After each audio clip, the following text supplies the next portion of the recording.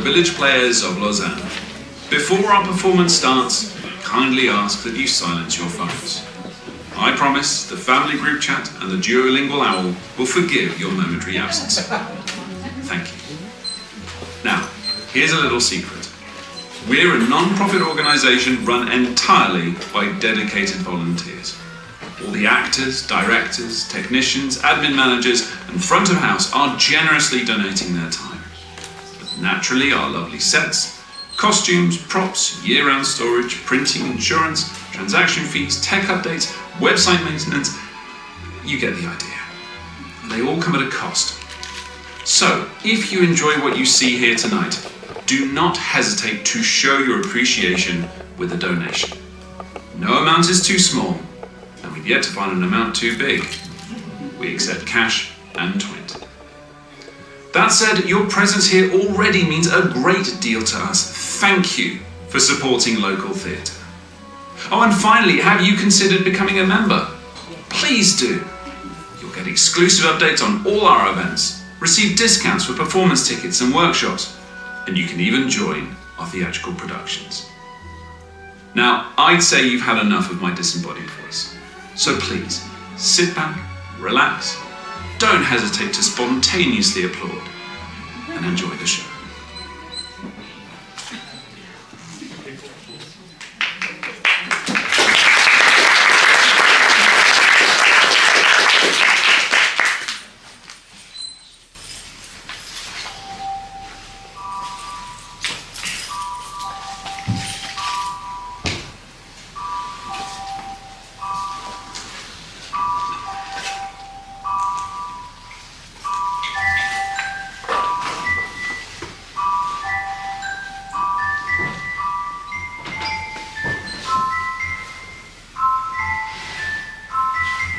I have tricks in my pocket. I have things up my sleeve. But I am the opposite of the stage magician. He gives you illusion which has the appearance of truth. I give you truth in the pleasant disguise of illusion. I take you back to an alley in St. Louis. In Spain, there was a revolution. Here, there was only chaos, confusion, labor disturbances, sometimes violent and otherwise peaceful cities such as Chicago, Detroit, Cleveland. That is the social background of the play. The play is memory. And being a memory play, it is dimly lighted. It is sentimental. It is not realistic. In memory, everything seems to happen to music. I am the narrator of the play and also a character in it, and the other characters are my mother, Amanda, my sister, Laura, and a gentleman caller who appears in the final scenes. He is the most realistic character in the play, being an emissary from a world we were somehow set apart from. There is a fifth character who does not appear other than in a photograph hanging on the wall. This is our father, who left us a long time ago. He was a telephone man who fell in love with long distance. So he quit his job at the phone company and skipped the life fantastic out of town. The last we heard of him, a picture postcard from the Pacific coast of Mexico with a message containing 2 words: hello, goodbye, and no address.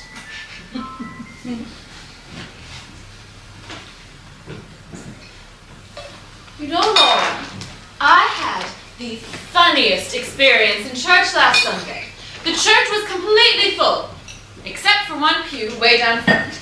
And in that pew, just one little lady. I smiled at her very sweetly and said, "Excuse me, do you mind if we share this pew?" "I certainly do," she said. "This space is rented." Do you know, That is the first time I ever heard that the Lord rented space. Oh, these northern Episcopalians. I can understand southern Episcopalians, but these northern ones, no. Honey, if you're going to push your food around with something, the thing to use is a crust of bread, not your fingers. And you must chew your food and chew it thoroughly. Animals have secretions in their stomachs which allow them to digest their food without mastication, but human beings must chew their food before they swallow it down.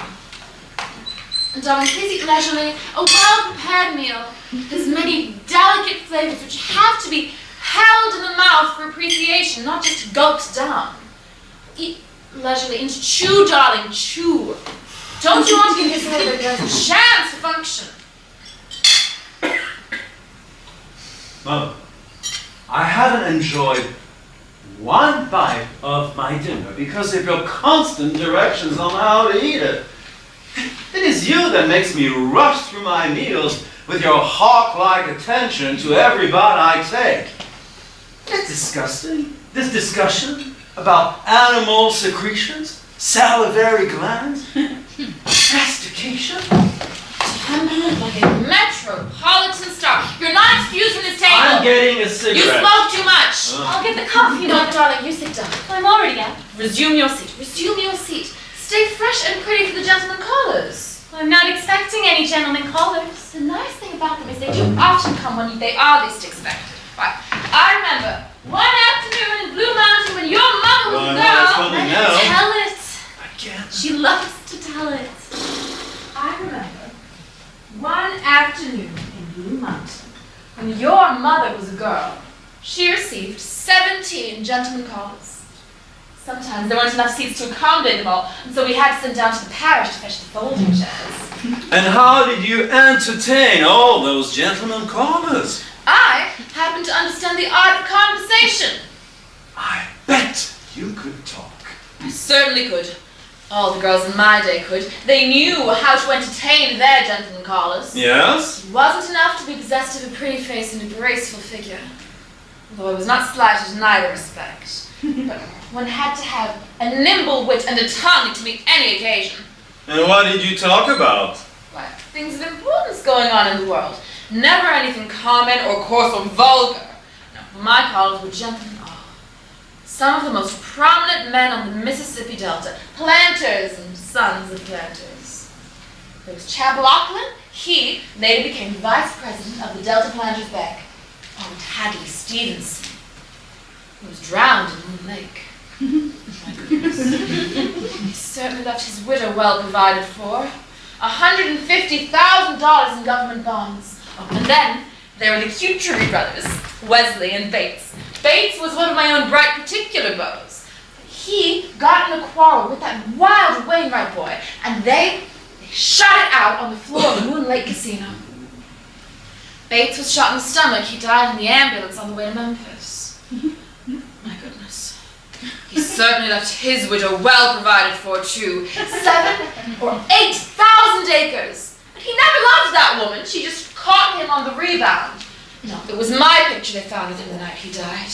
And there was that boy that every girl in the Delta was setting her cap for, that beautiful, brilliant young Fitzhugh boy from Greene County. And what did he leave his widow?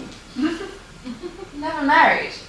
What is the matter with you? The way you talk, you think all my old admirers had turned their toes up to the daisies. Well, isn't this the first one you've mentioned that still survives? He went north to Wall Street, made a fortune. He had the Midas touch. Everything that boy touched turned to gold. I could have been Miss J. Duncan Fitzhugh. What did I do? I went out of my way and married your father. Mother, let me clear the table. Oh, no, darling. You go down in front and study your typing, Charlotte. Practice your shorthand a little. Stay fresh and pretty. It's almost time for the gentlemen callers to start arriving. How many do you suppose we are to entertain this afternoon? I don't suppose we're to have any, Mother. Not any. Not one. Not one gentleman caller, darling. You must be joking. Not one. What's the matter? Has there been a flood or a tornado? It isn't a flood. It's not a tornado. I'm just not as popular as you were in Blue Mountain. Mother's afraid I'm going to be an old maid.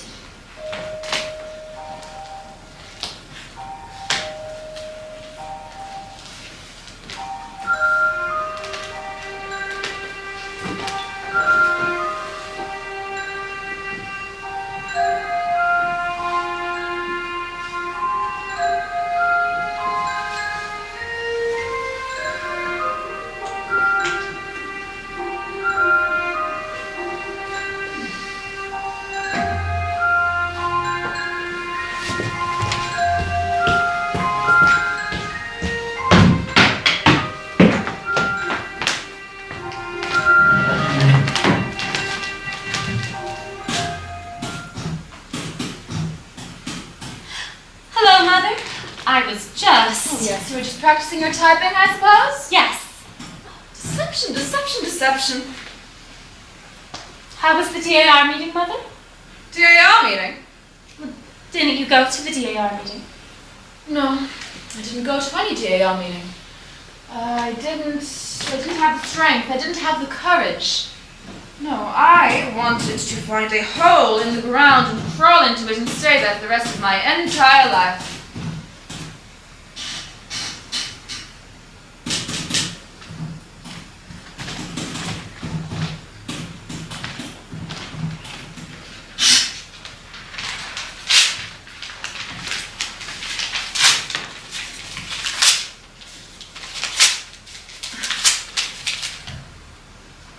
Why did you do that, Mother? Why? Why? How old are you, Laura? You know my age, Mother. Yes, I was under the impression that you were an adult, but I was evidently very much mistaken. Please don't stare at me, Mother. What are we going to do? What is to become of us? What is the future? Has something happened, Mother? Mother, has something happened? I'll be all right in a minute. I'm just bewildered, my life. Well, I wish you would tell me what has happened.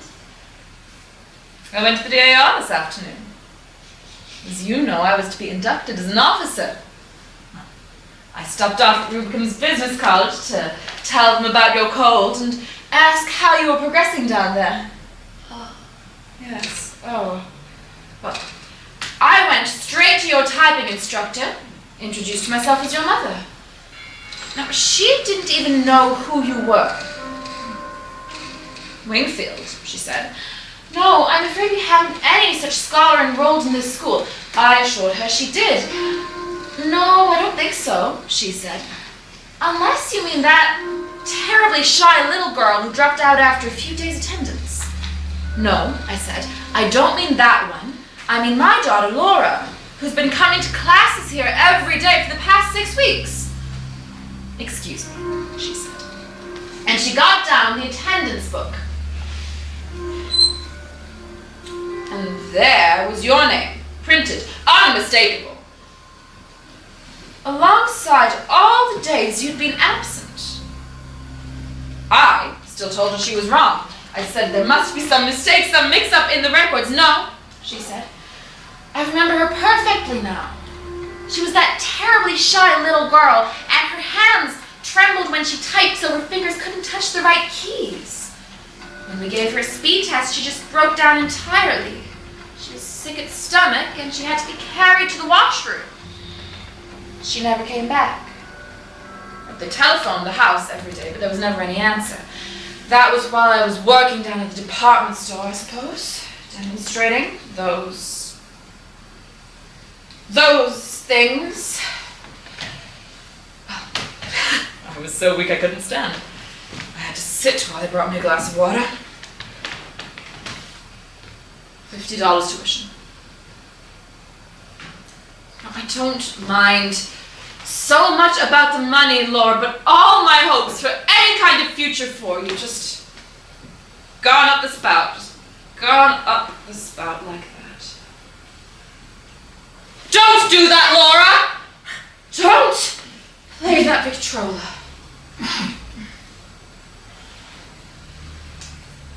Where have you been going every day? when you've been pretending to be at Rubicam's Business College? I just went out walking. That's not true. No, it is true. I just went walking. Walking. In winter. Deliberately caught in pneumonia in that light coat. Where did you walk to, Laura? All sorts of places. The park, mostly. Even after you'd started catching that cold. What was the lesser of two evils, Mother? I couldn't go back there. I threw up. On the floor.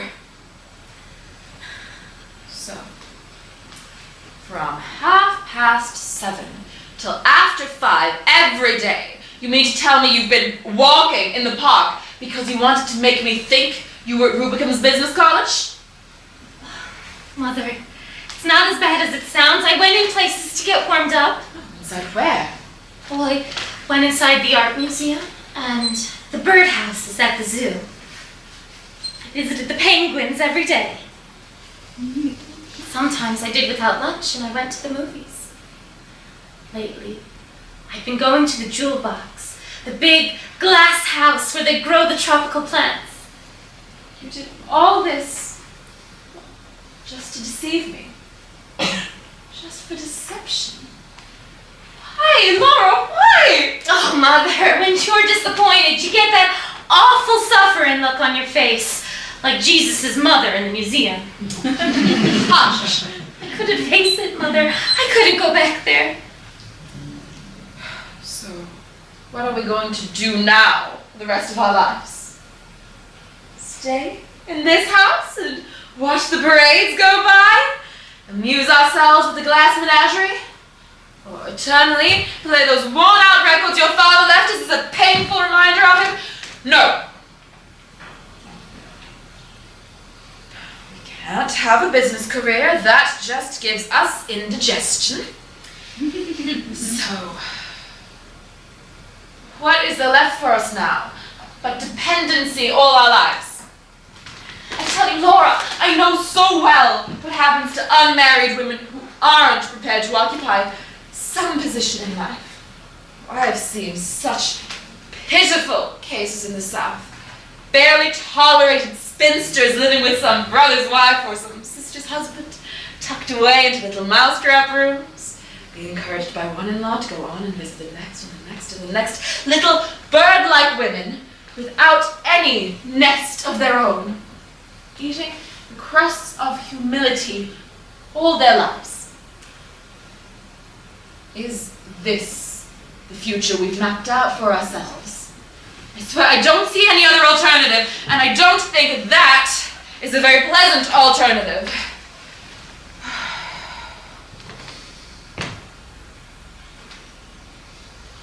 Of course,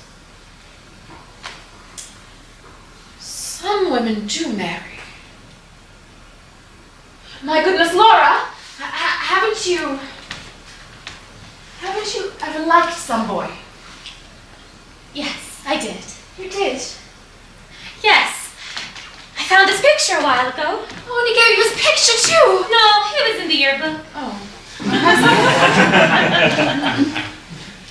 His name was Jim. Here he is, in the Pirates of Penzance. What? The operetta the senior class put on. He had a wonderful voice. We sat across the aisle from each other Mondays, Wednesdays, and Fridays. And here he is, winning the silver cup for debating. See his grin. Oh, so he had a grin too. He used to call me Blue Roses. What did he call you a silly name like that for? Well, when I was out with pleurosis, he asked me what was the matter when I came back. I said I had pleurosis, and he thought I said Blue Roses. So that's what he used to call me. Whenever he saw me coming down the aisle, he'd holler, "Hello, Blue Roses!" I didn't much care for the girl he went out with, Emily Meisenbach.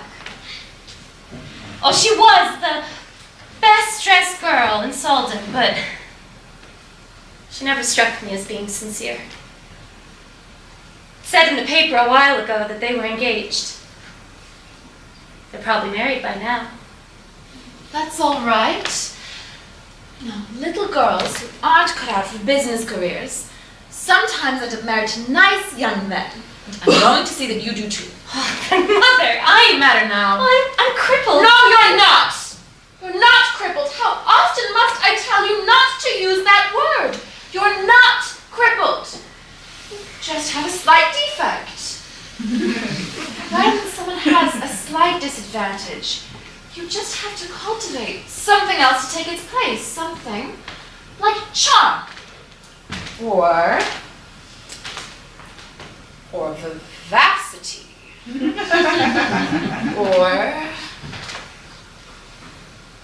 or charm. One thing our father had plenty of, charm.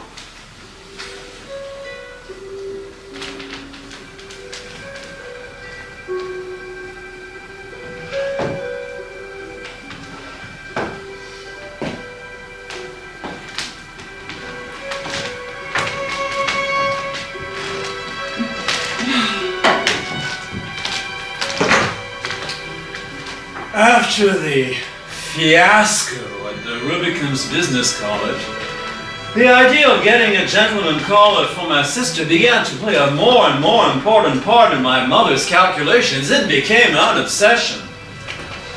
Like some archetype of the universal unconscious, this image of the gentleman caller haunted our small apartment. An evening rarely passed without some allusion to this image, this specter, this hope. And even when he wasn't mentioned,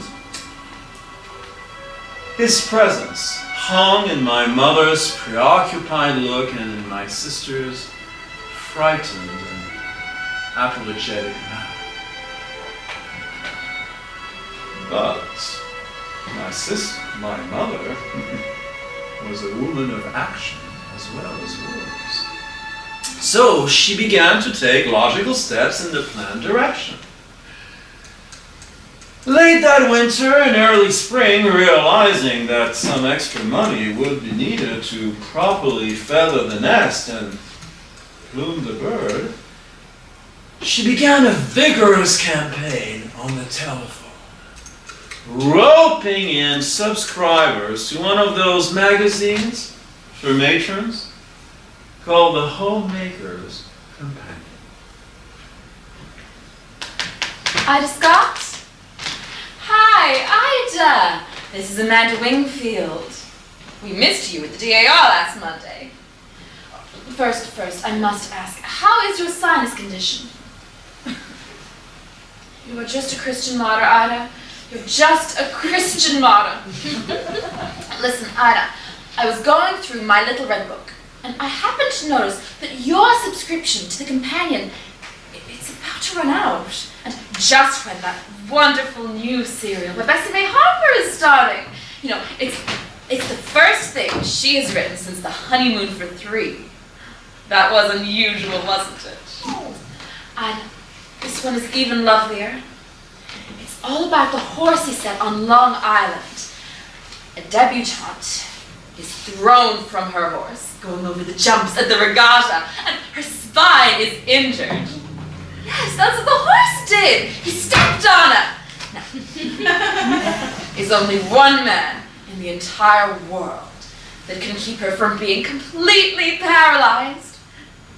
And that is the man she is engaged to be married to. And Ida, he is tall, and he's blonde, and he's handsome. Oh, no, of course he has a weakness. He has the most terrible weakness in the entire world. He drinks too much. Oh, what's that, Ida? No, darling. Don't let them burn. You go to that oven. I'll hold on here.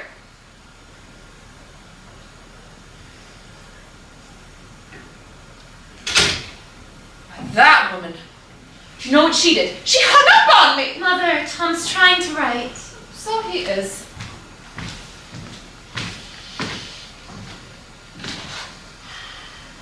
What are you up to now? Why can't you sit straight so your shoulders don't poke through like sparrows' wings? Mother, will you please busy yourself with something else. I'm trying to write. I have seen a medical chart, and I know what that position does to your internal organs.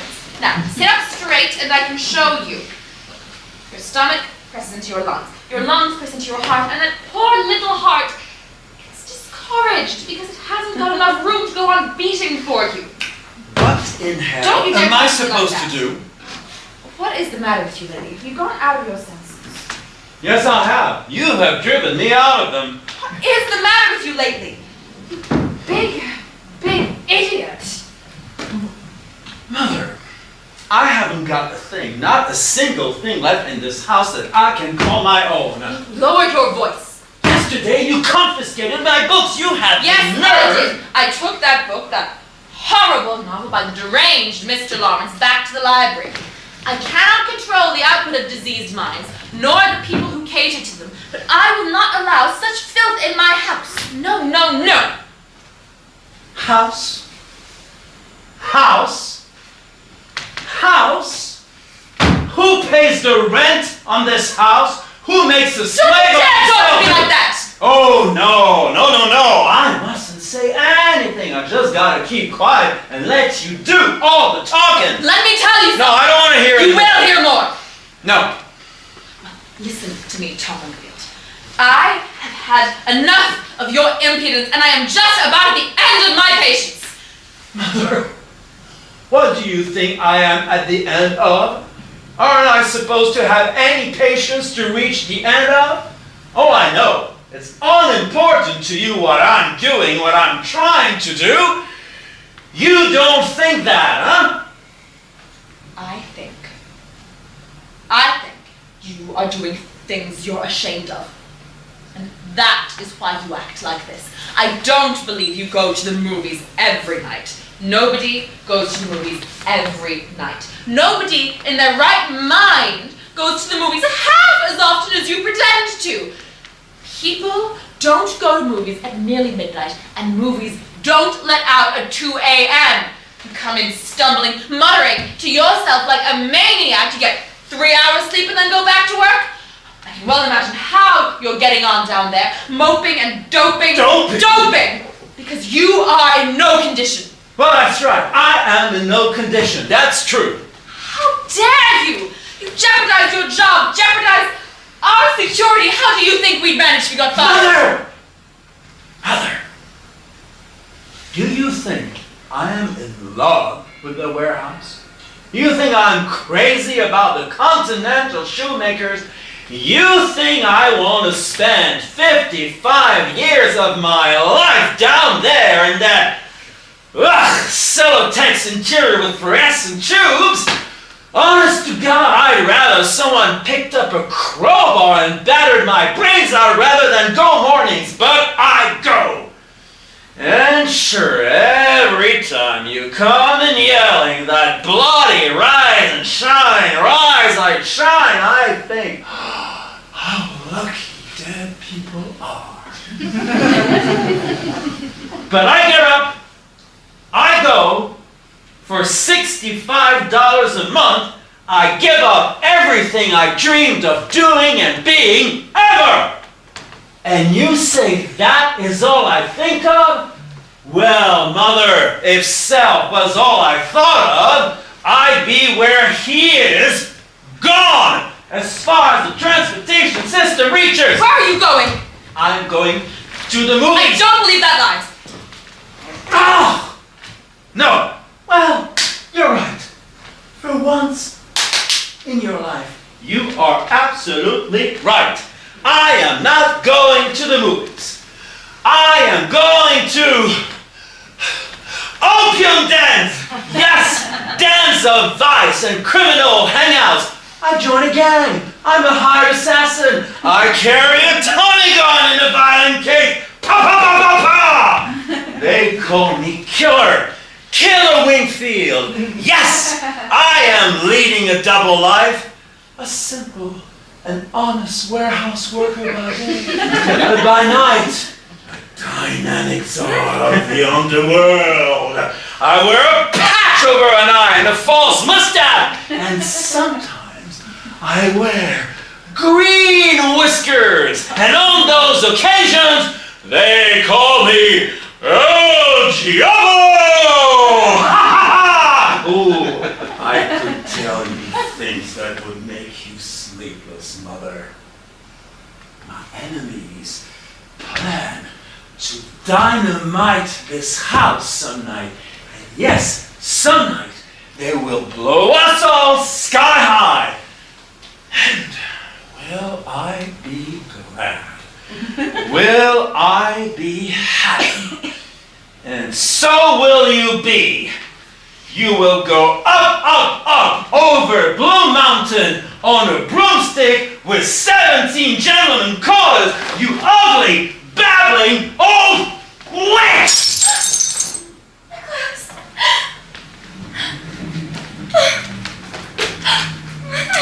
I will never speak to you again, so long as you live, until you apologize to me!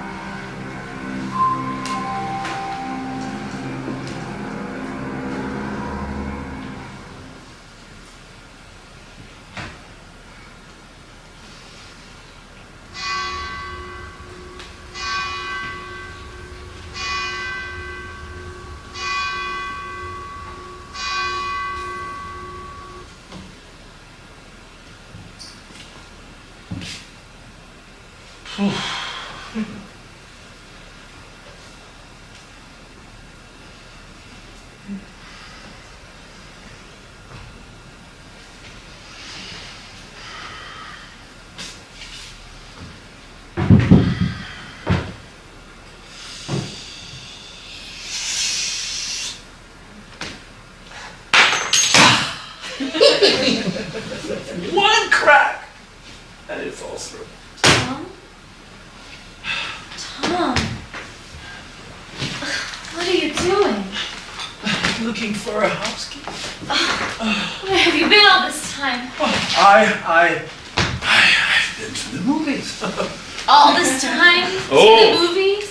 It was a very long program. A Garble film, a Mickey Mouse, a travelogue, a newsreel, and a preview of coming attractions. Oh, and there was an organ solo and a collection for the microphone simultaneously, which ended up in a terrible fight between a fat lady and an usher. Did you have to stay for the whole thing? Oh, of course. Oh, I forgot. It was a big stage show. And the headliner of that stage show was Malvolio, the magician. He performed wonderful tricks, many of them, such as pouring water back and forth between pitchers. First it turned into beer, and then it turned into wine, and then it turned into whiskey. I know it was whiskey it finally turned into, because he needed someone to come out of the audience to help him. And I came up. Both shows. It was Kentucky straight bourbon. He was a very, very generous fellow. He gave away souvenirs. He gave you this. That's his magic scarf. You can have it, Laura. You wave it over a canary cage. And then you have a bowl of goldfish. You wave it over the goldfish bowl, and they fly away, canaries. But the wonderfulest trick of them all was the coffin trick. We nailed him into a coffin, and he got out of it without removing a nail. That's a trick that would come in handy to me to get myself out of this 2x4 situation. What are you shushing me for? Wake up, Mother!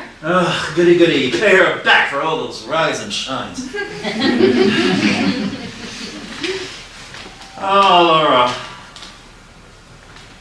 You know, it don't take much intelligence to get yourself in a nailed-out coffin, but who in hell got himself out of one without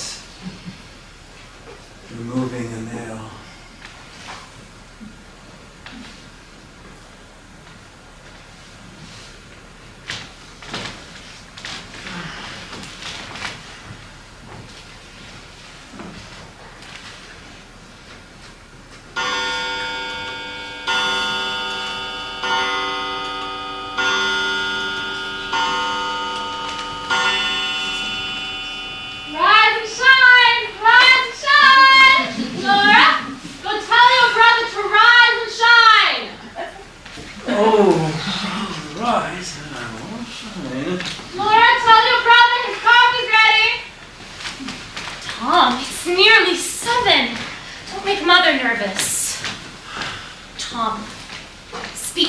Today. Make up with her. Apologize. Speak to her. She won't to me. She's the one that started not speaking. If you apologize, she'll start speaking. Her? Not speaking? Is that such a tragedy? Please, Tom, please. Laura, are you going to do what I asked you to? Or do I have to get dressed and go out myself? I'm going, Mother, I'm going. I just need to get my coat on. Butter and what else? Well, just butter. Tell them to charge it. Oh, Mother, they make such faces when I tell them to do that. Sticks and stones may break our bones, but the expression on Mr. Garfinkel's face can't harm us. Tell your brother his cough is getting cold. Tom, please do what I ask, will you? Laura, go now or just don't go at all. I'm going. I'm going. Laura! I'm okay. I just slipped. I tell you, if anyone falls down and breaks a leg on his fire escape steps, the landlord ought to be sued for every cent. Who are you?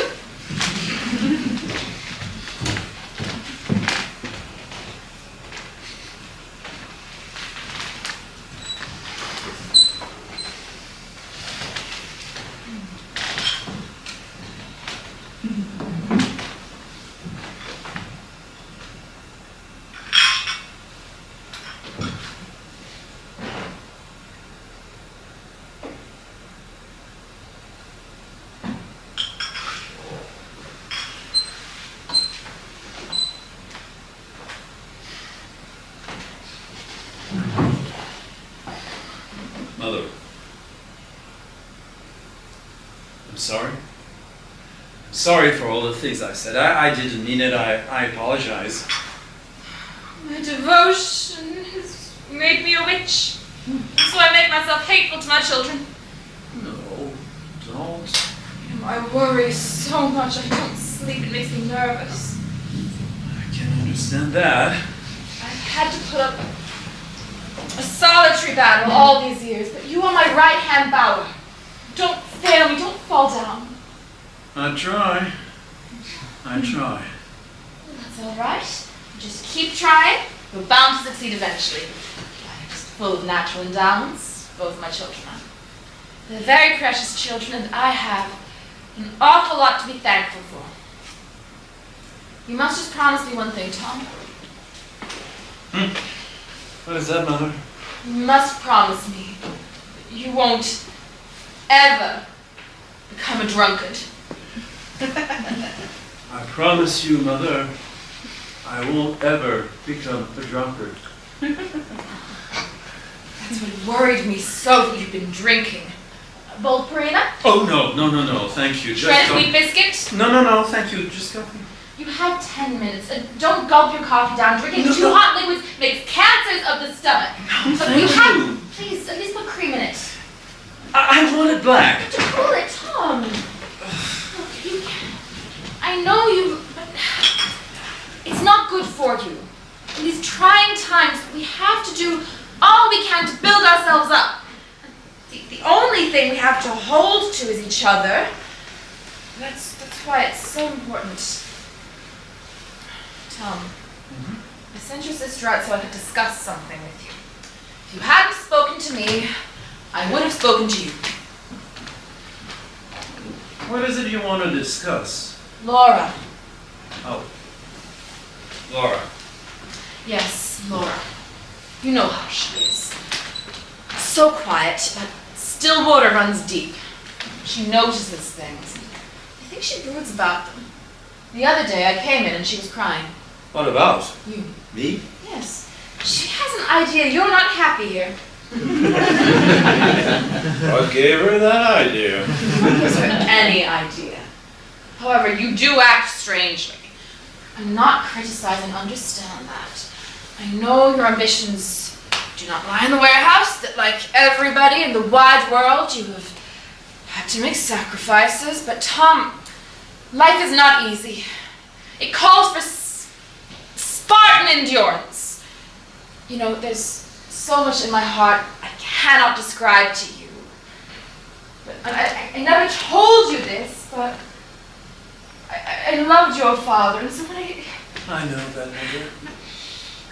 when I see you taking after his ways, staying out late, and well, you had been drinking that night you were in that terrifying condition. Laura says you hate the apartment and that you go out nights to get away from it.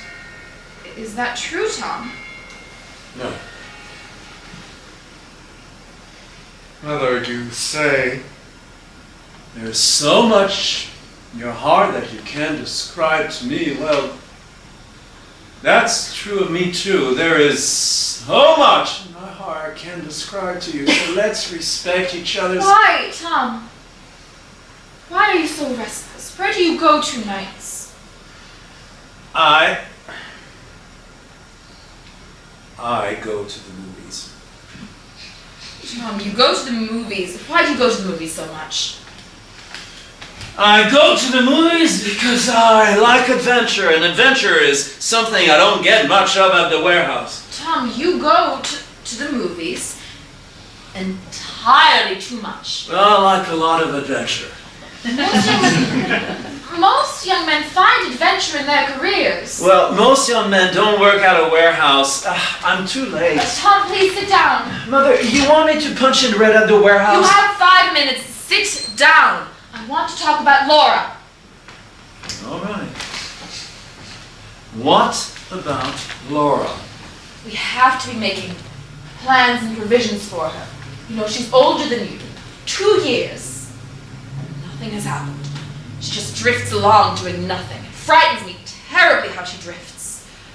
Well, I guess she's the type that people call homegirls. There's no such type. And if there is, it's a pity, unless the home is hers with a husband. What?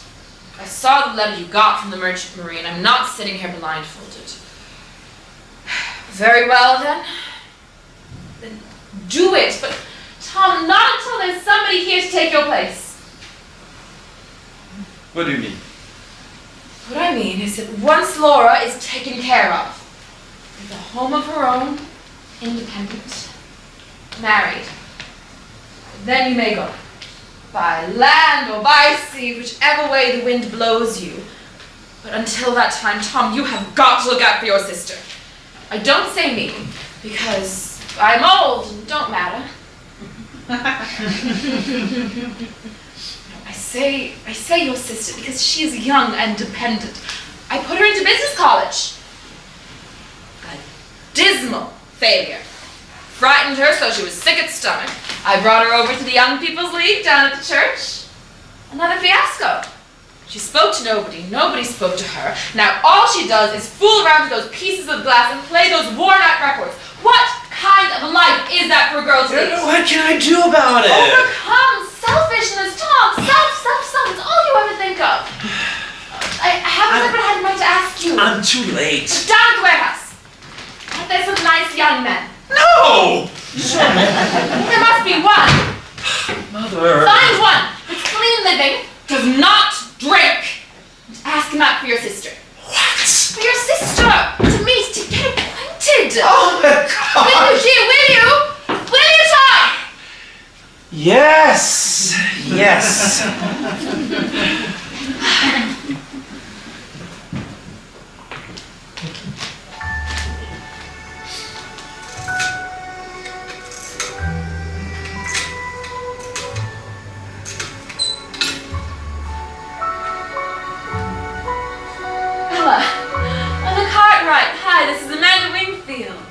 First, I must ask, how is your kidney trouble? Oh, it has come back.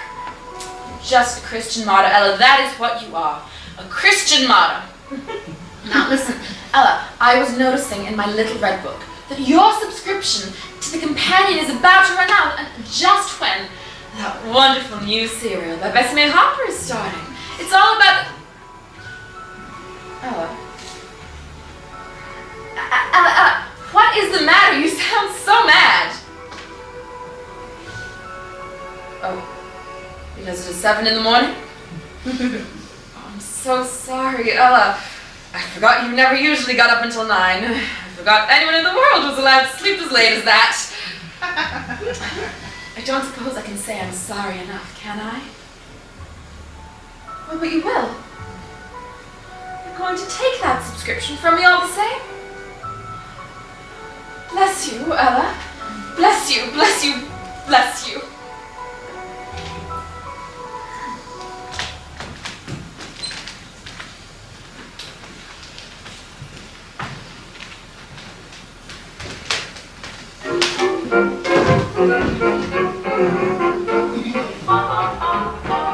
Across the alley was the Paradise Dance Hall. Evenings in spring, they'd open all the doors and windows and the music would come outside. Sometimes they'd turn out the lights, except for a large glass sphere hanging from the ceiling. It would turn about slowly and filter the dusk in delicate rainbow colors. Then the orchestra would play a waltz or a tango, something with a slow and sensuous rhythm. And then the young couples would come outside to the relative privacy of the alley, and while these unsuspecting kids danced to Dear One, the whole world is waiting for the sunrise.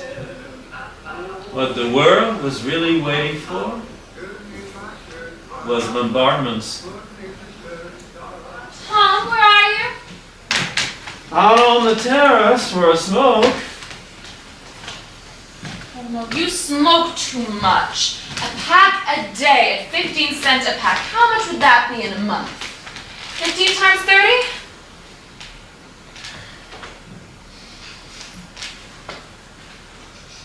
Would be very much. Enough to run towards a night school course in accounting at the Washington U. Wouldn't that be lovely? I'd rather smoke. I know. That's the tragedy of you. This night, this porch is this fire escape. My goodness. It's a poor excuse for the porch we used to have. What are you looking at? Moon? Oh, is there a moon tonight? Mm-hmm. It's rising over Garfinkel's delicatessen.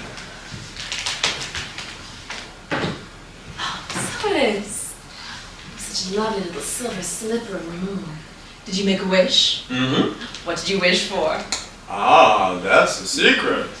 Alright. I won't tell you what I wished for either. I can be just as mysterious as you are. I can keep secrets too. I bet I can guess what you wished. Why? Is my head transparent? Ah, you're not a sphinx. I don't have secrets. I'll tell you what I wished for on the moon. Success and happiness for my precious children. I wish for that whenever there's a moon, and whenever there isn't, I wish for it too. I thought maybe you wish for a gentleman caller. Why do you say that? Don't you remember asking me to fetch one? Well, I remember suggesting that it might be nice for your sister if you brought some nice young men home. I think I've made that suggestion more than once. Oh, you've made it repeatedly. Well? We are going to have one. What? A gentleman caller. You mean you asked some nice young men over? I asked him to dinner. He did. He did. And did he accept? He did. He did. He did. Oh, isn't that lovely? I thought you would be pleased. It's definite then. Oh, very definite. How soon? Quite soon. How soon? Pretty soon. How soon? Very, very soon. Tom, whenever I want to know anything at all, you start going on like that. He is coming tomorrow. Tomorrow? Mm-hmm. No. No, I can't do anything about tomorrow. I can't do anything at all about tomorrow. Why not? Tomorrow, Tom, that doesn't give me any time. But time for what? Time for preparations! You should have phoned me the minute you asked him. The minute he accepted. Mother, you don't have to make a fuss. Of course I have to make a fuss!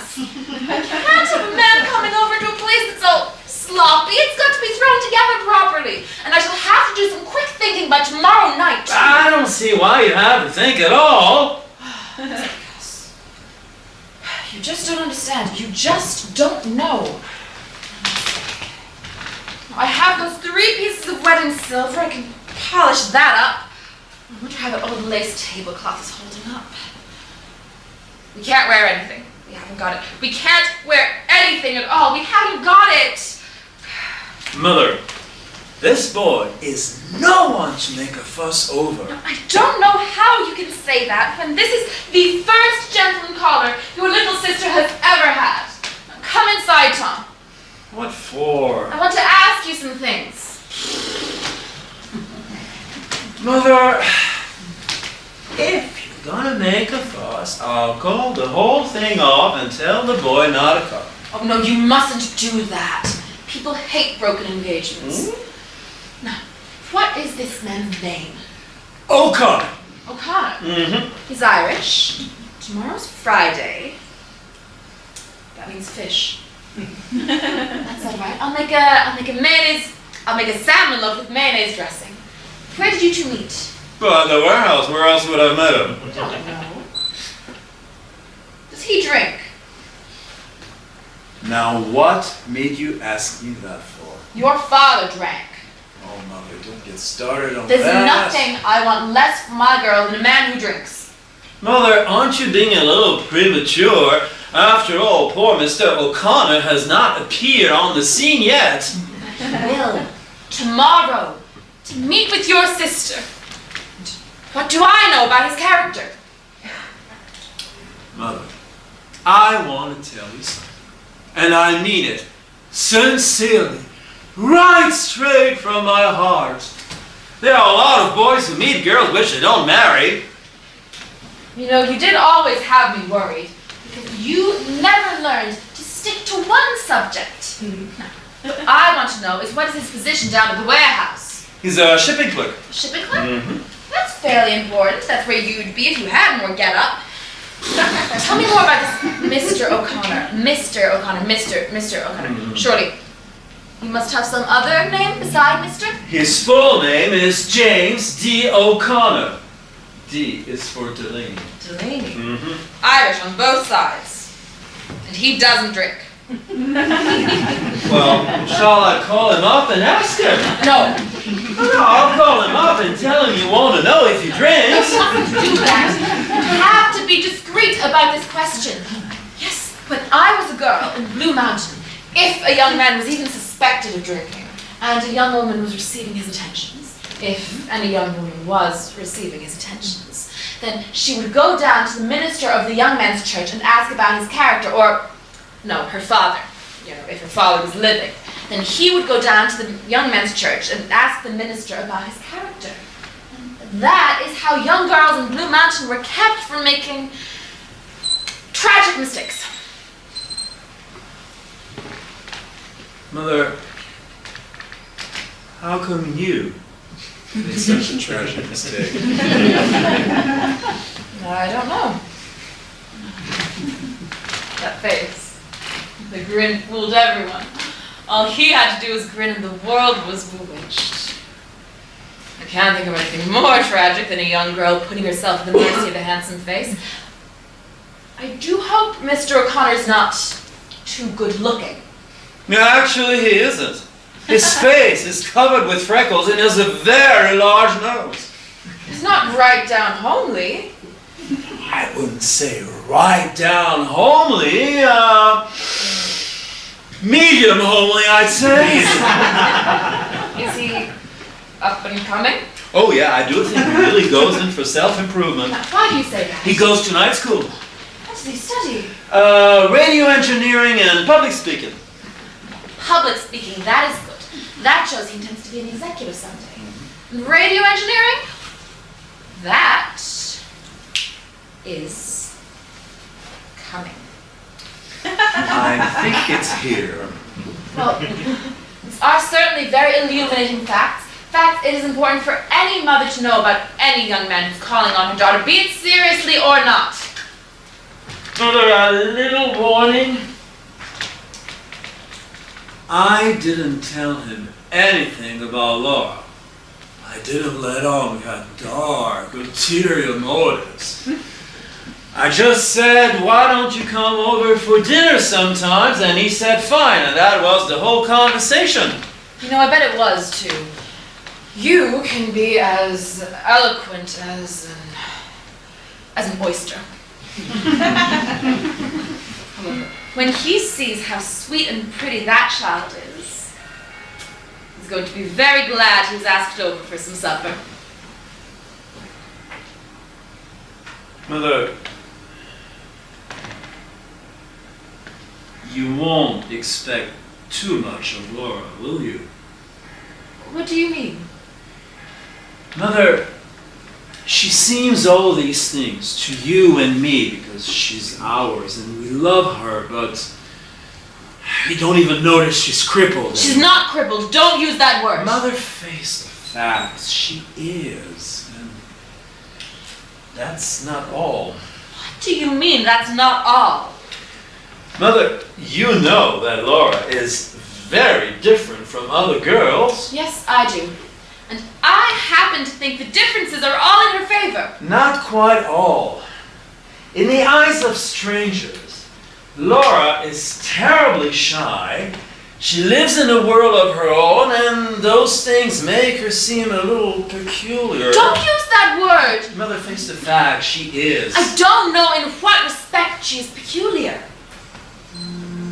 Mother, Laura lives in a world made of little glass animals. And she listens to old phonograph records. That's about all.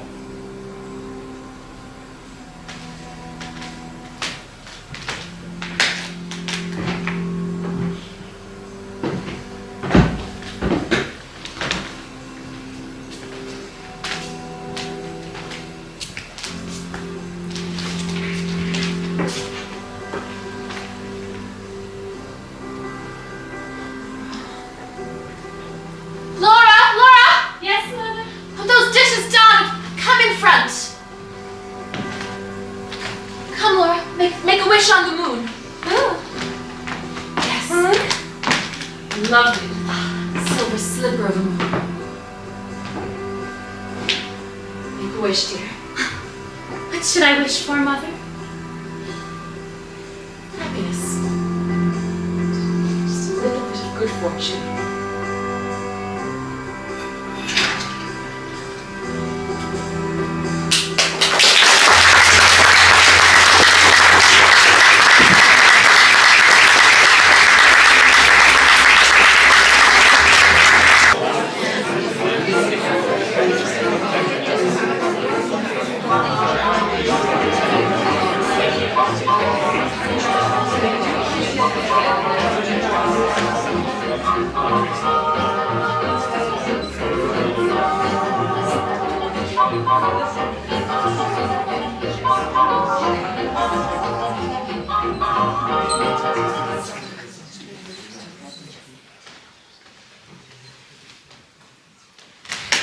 And so, the following evening, I brought Jim home to dinner. I had known Jim slightly in high school. In high school, Jim was a hero. A star in basketball, captain of the debating society, president of the senior class in the glee club, and he sang the male lead in the annual light opera. He was shooting through his adolescence with such velocity that you'd logically expect him to arrive at nothing short of the White House by the time he was 30. But apparently Jim had run into more interference because his speed had definitely slowed. And right at this point in our lives, Jim was holding a job that wasn't much better than mine. I was valuable to Jim. I mean, he was the only one I was on friendly terms with at the warehouse, and I could remember his former glory and him winning basketball games and the Silver Cup and debating. And he knew of my practice of retreating to a cabinet in the washroom to work on poems when business was slack in the warehouse. Call me Shakespeare. I knew that Jim and Laura had known each other in high school because I had heard my sister Laura speak admiringly of Jim's voice. Now, I didn't know if Jim would remember Laura or not, because in high school Laura had been as unobtrusive as Jim had been astonishing. And if he did remember her, it wasn't as my sister, because when I asked him home to dinner, he smiled and said, Shakespeare, a funny thing, I never thought of you as having folks. Well, he was about to discover that I did.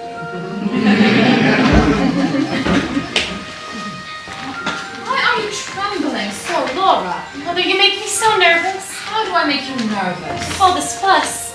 You make it seem so important. I don't understand you at all, honey. Anytime I do anything in the least bit different for you, you just set yourself against it. Now, hold on a minute. I've forgotten something. What is it? Oh, it's just a couple of improvements. When I was a girl, we had these round frilly things and we called them gay deceivers. I won't wear that. Of course you'll wear them. Well, why should I? To tell you the truth, honey, look.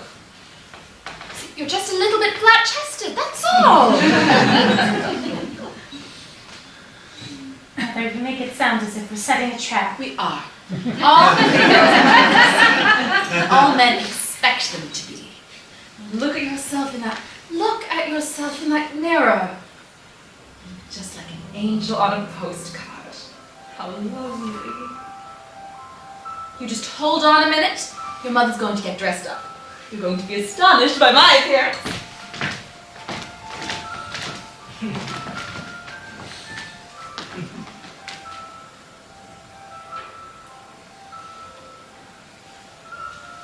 You know, I found this old dress in the trunk, and I do a lot to it, but my goodness, didn't it just break my heart when I had to let it out?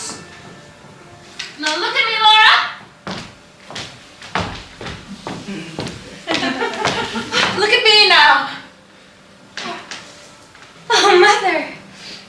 How lovely. It used to be.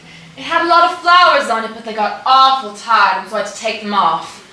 You know, I led the cotillion in this dress years ago, won the cakewalk twice on Sunset Hill.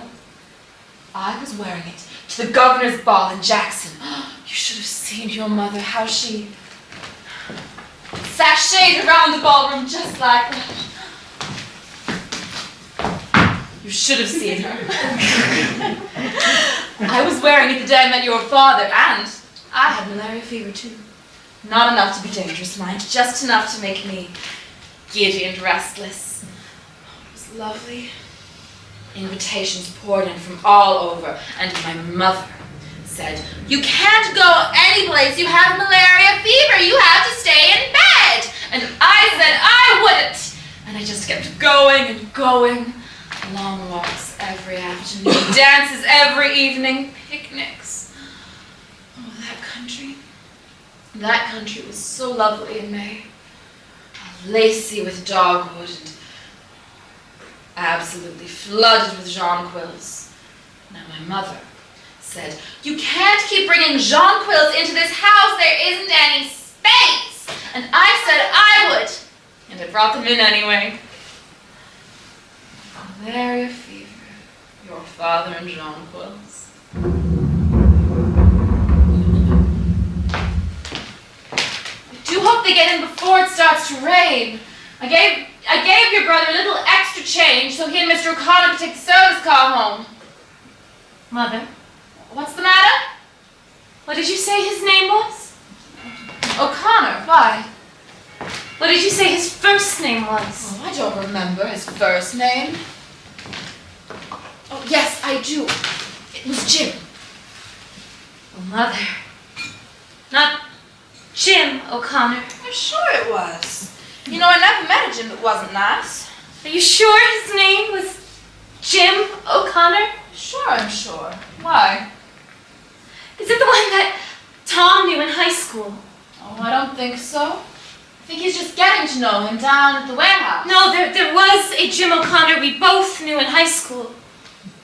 If that's the one that Tom's bringing home tonight, you'd have to excuse me. I couldn't come to the table.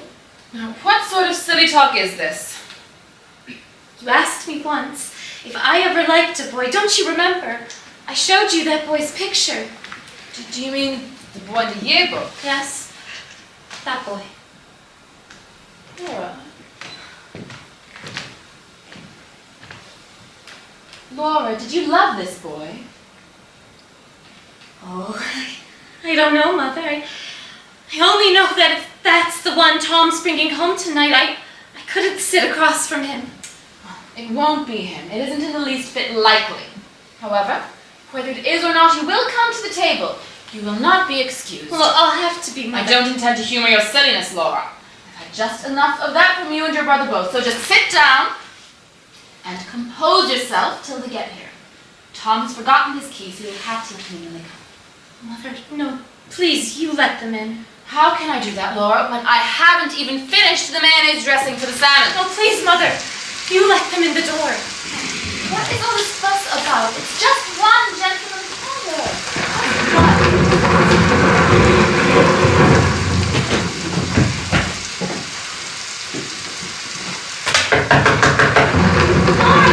Mother, please, you answer it.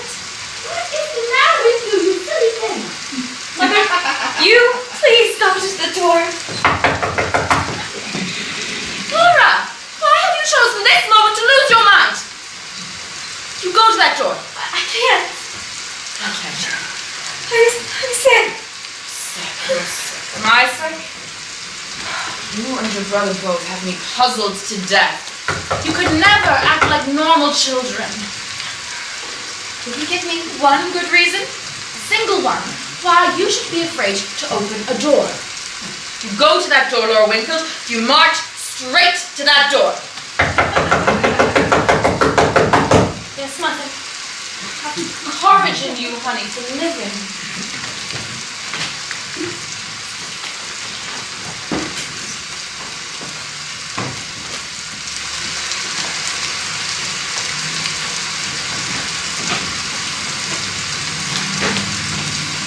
Laura, this is Jim. Jim, this is my sister, Laura. I didn't know Shakespeare had a sister. How are you, Laura? How do you do? Well, I'm okay. Your hand's cold, Laura. I was playing the Victrola. Must have been playing classical music on it. You ought to play a little hot swing music to warm you up. What's the matter? Laura? Oh, she's terribly shy. Shy, huh? You know, it's unusual to meet a shy girl nowadays. I don't believe you ever told me you had a sister, though. Well, now you know I have one. You want a piece of the paper? Yeah? Comics? Comics? Sports.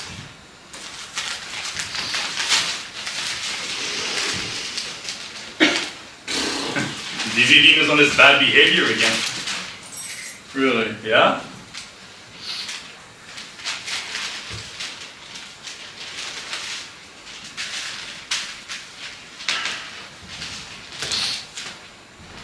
Hey, where are you going?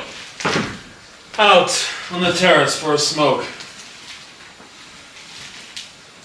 You know, Shakespeare, I'm gonna sell you a bill of goods. What goods? That's the course I'm taking. Oh, what course? Course in public speaking. You know, you and I, we're not the warehouse type. Well, that's good news. But what has public speaking got to do with it? Fits you for executive positions. Oh. I tell you, it's done a hell of a lot for me. In what respect? In all the respects. Just think about it. What's the difference between you and me and the guys in the office down front?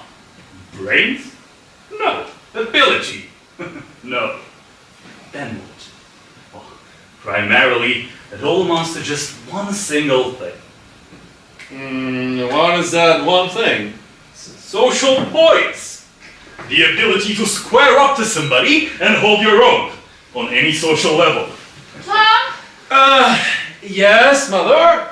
is that you and Mr. O'Connor? Yes, Mother? Maybe sold at home. We will, Mother!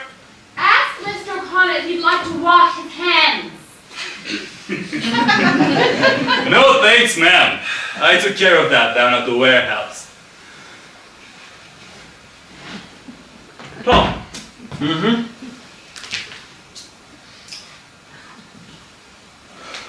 Mr. Mendoza was talking to me about you. Favorably? What do you think? Well, Tom, you're going to be out of a job soon if you don't wake up. I am waking up. Yeah, but you show no signs. Signs are interior. I'm about to make a move. I am right at this point where I'm about to commit myself to a future that does not include the warehouse or Mr. Mendoza or even a night school class in public speaking. Now, what are you gassing about? I am tired of the movies. The movies. Yes, the movies. Look at them. All these Hollywood characters having adventures, hogging the whole thing up, gobbling it all. And you know what happens? People go to the movies instead of moving.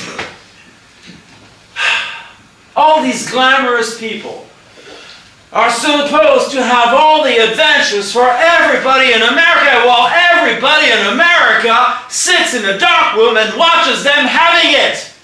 Yes, until